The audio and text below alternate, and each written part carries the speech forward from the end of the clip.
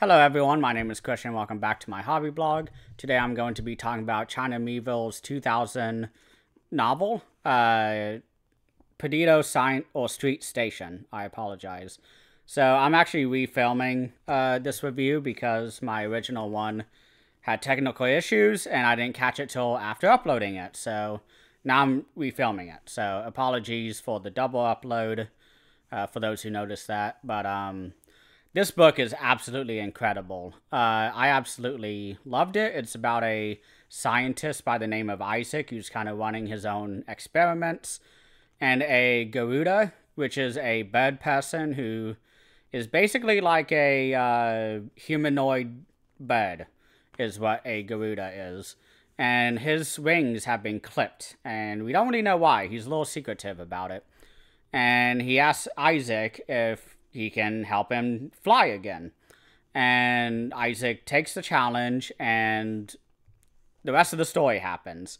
And what really what really got me invested into this book was when Isaac was experimenting with this, like, slake moth, is what they call it. It's basically like a grub that's about this big, and it eats psychedelic drugs, or that is in the form of like goop, of like ooze and stuff like that.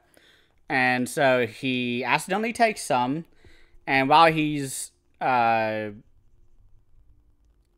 has a big like drug trip basically from this, and we finally get to see sort of the more sci-fi elements of the story, aside from the entire world that this book takes place in, because this is very sci-fi. There's human engineering going on. People are able to just put on parts of themselves.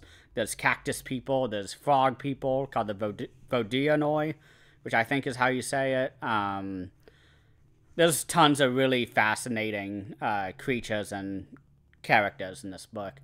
But so while Isaac is having his drug trip, and he gets out and, you know, sobers up and everything with that, the slake moth that's been eating this psychedelic drug transforms into something else. And we have a really terrifying chapter where the slake moth transitions its form and then just does some really nasty stuff. And the rest of the book just gets nastier from there. So if you're looking for like a dark sci-fi book, this is definitely it.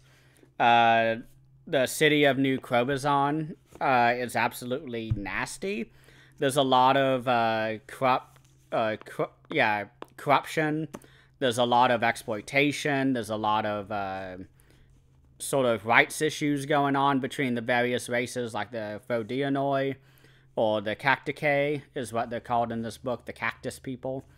And also humans who are working alongside the Vodionoi, because the Vodionoi use like this special type of magical ability that only their race has, where they're able to transport large craft and ships through waterways by basically raising the water level, because although it's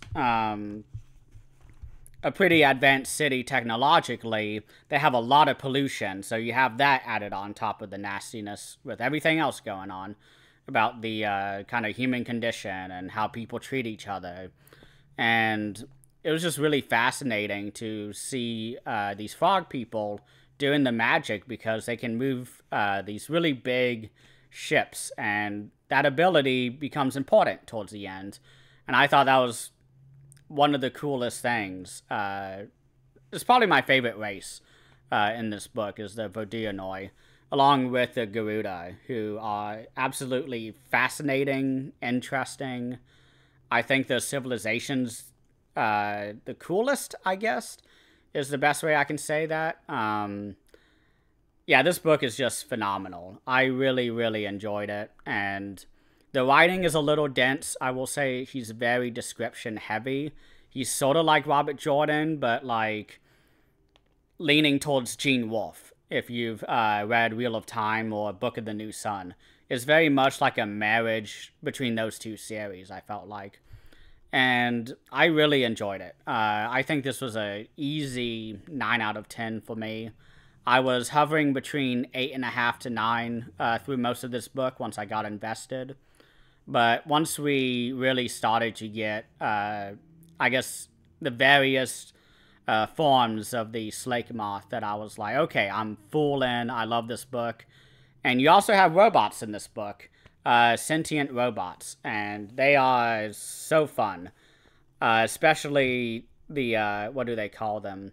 It's like the Council of something, and I forget the name of it now, but that entire entity is probably my favorite part. That was my favorite section of this book, when we met this sort of like mega machine entity, is basically the non-spoiler way that I can talk about it.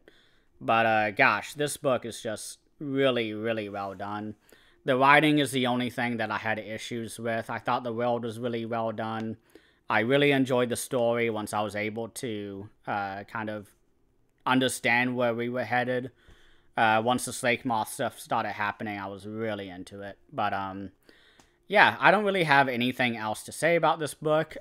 Please comment below what you think about it if you've read it. And if not, then I highly encourage you to read it. I love this book.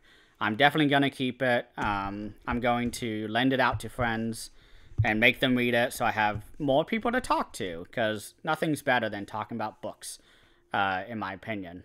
But yeah, that's it for today. Thank you all so much for watching, and please have a great rest of the day.